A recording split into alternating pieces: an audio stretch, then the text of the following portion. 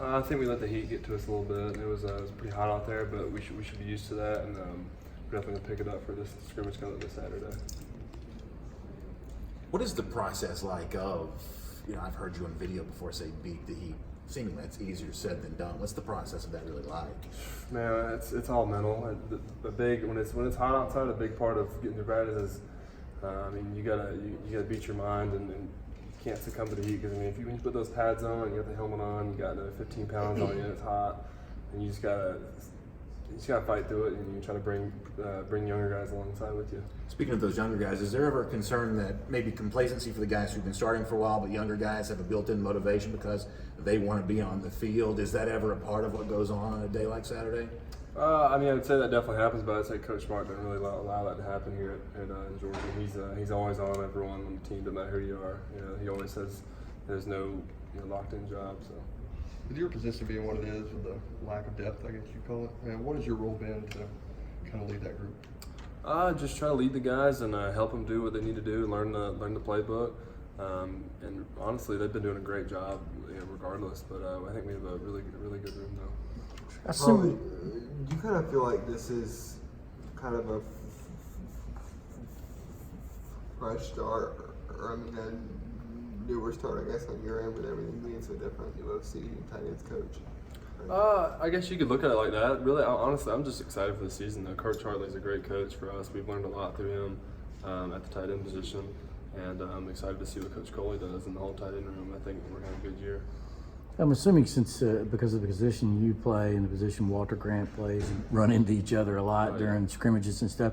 Can you talk a little bit about Walter? He's a guy we're going to get to talk to and plays a position that maybe doesn't rack up a lot of stats, but I understand it being really important for what they do on defense. Walter's a really good player, man. He's been playing for us a long time now, and honestly, that entire room of outside linebackers is really talented. I think we're running back you, but we're also outside linebacker you. We have a lot of really talented outside linebackers this year, and we always have since I've been here. And so, but Walter's a really good player, and they have a really good room. What's been Eli's biggest challenge coming from Tennessee? How quickly has he picked up the system, in your opinion? He's picked it up really well. I think at Tennessee he went to, 3 coordinators or something. That's what he told me. So he's used to learning new playbooks, so he's done really well at that. But he's adjusted really well to Georgia. Get back to Coach Hawley for a second. He brings a different kind of intensity to the tight end room, and so kind of how would you describe that? He definitely brings an intensity. He's got a thing he calls feed the fire, and always, just fighting the disease within, of just the sinful nature that we humans have anyways, and, being selfless in the tight end room and being, one for the team and all that. So he brings a feed the fire attitude, and we always, give it our all every day for him and just for each other. When he talks about being selfless, is he talking about catches, reception? Yeah, just kind of everything. Yeah, everything, trying to help that mentality, spread to the entire team, because we got to block, we got to do everything, and honestly, if everyone had that mentality, it's, as it grows, it can only help. Charlie, you were quoted in Sports Illustrated saying that Jake was frustrated, he let it get to him. Could you give us more context? Sometimes those articles, we don't hear everything. Can you give us some context about what you meant about Jake being frustrated and letting the quarterback situation get to him? I don't remember exactly the question, to be honest with you. I think it was just, I think he just wanted to be the guy, and he was. I think he just, I don't remember the question, to be honest with you. The question the guy asked me. Can you notice a big change in Jake this year? Yeah, I think he's the guy. It's his offense, and I think he's really ready for this year, and he's really put in the time and effort, to be successful. You mentioned the heat being part of the issue on Saturday. It didn't sound like the first team moved the ball effectively, and Coach Smart also made it sound like they put a lot on the pass game. How much was it, do you think, the newness of it? I know it takes time for pass games to get in sync. Honestly, I think, yeah, he was a little honest in the pass game, but honestly, as a unit, run and pass, we didn't do as well as we should have. It goes both in hand. And honestly, the entire offense is responsible, not one person, not one unit. But I think honestly, we just got to go out this week, and we brought it today, and we had a really good practice today as an offensive unit, and so looking forward to this Saturday. Going back to Eli Wolf, the last couple of years facing him, when you were watching him, do you remember anything that kind of stood out about his play or kind of things he did at tight end? To be honest with you, we didn't watch. When we watched Tennessee, we more watched Tennessee's defense, and so I didn't see a lot of him. But I guess when we watch other other defenses in Tennessee going against them. I always knew Tennessee had a really good tight end program, or tight end unit, with his older brother Ethan and Eli playing together. They had a really good tight end room. When you spoke during the spring, talking about James Coley, you said that you thought his tendency might be a little more pass first than maybe his predecessor. Now that you've been with him for a little bit longer, how has your opinion of Coley's play calling philosophy kind of changed?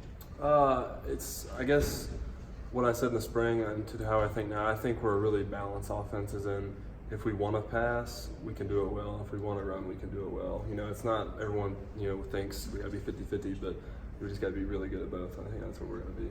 Tyler Simmons called it a completely different offense. Do you agree with that? In I guess after Saturday, you can say it, just the way he calls plays makes it seem different. It's different. It's different in a lot of ways, but it's the same in a lot of ways. It's hard to explain. In the absence of a lot of the top pass catchers from last season, do you feel any added personal, responsibility to become one of those guys who can fill some of that gap in the catches that are missing from last season? Definitely. I'm looking forward to the challenge. I don't feel any pressure or anything. Cause I'm just, I've always been working and grinding to be in that position. And I think a lot of guys in the tight end room are going to fill that spot, and so I'm looking forward to it. Charlie, you've addressed kind of the scrimmage on Saturday, but what would you say to any fans or anybody that has any concerns about kind of a sluggish first scrimmage or maybe a lackluster showing for you guys? I mean, what's kind of the team's response to things like that?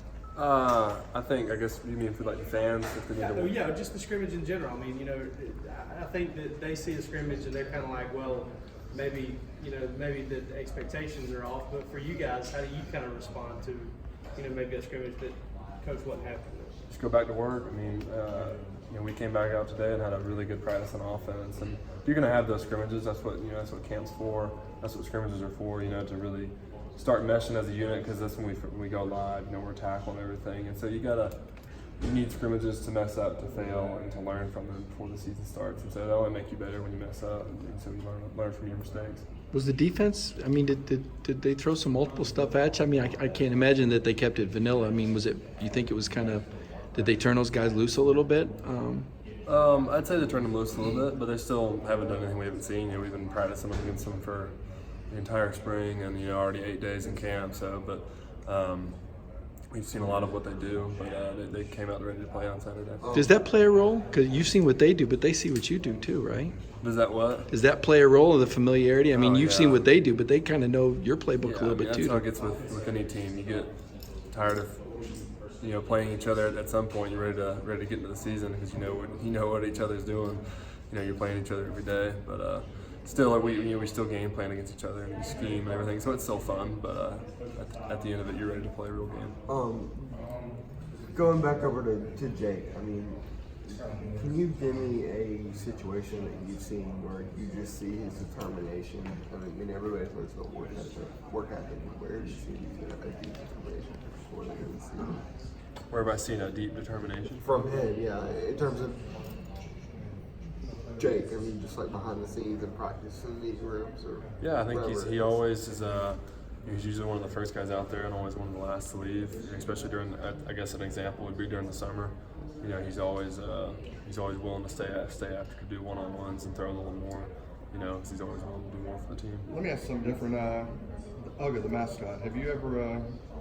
Was that something you kind of a cool thing? You ever met him and petted him or anything like that? Yeah, I've actually I think my sophomore year, flying to Tennessee. I guess that was a way. Yeah, I sat right next to him on the plane, so that was pretty cool. That dog was a big old dog, bigger than you think. But the Sailor family's really good. The family that owns them. Two more questions. Kind of like John Fitzpatrick. We haven't talked a whole lot about him, but from last year to now, where have you seen him go? How have you done? John, if there's one guy I'd love to brag on, it's John. He's a baller, man. He's improved so much since he first got here last summer to now. He's gotten so much more tough. He's gotten smarter. He's gotten more physical. He's turned into a really good ball player. I'm really excited to see what he does this season. You call him a baller. Why? He just makes plays when his number's called. He's got competitive excellence. He's learned so much in a short time. And it's been cool to watch.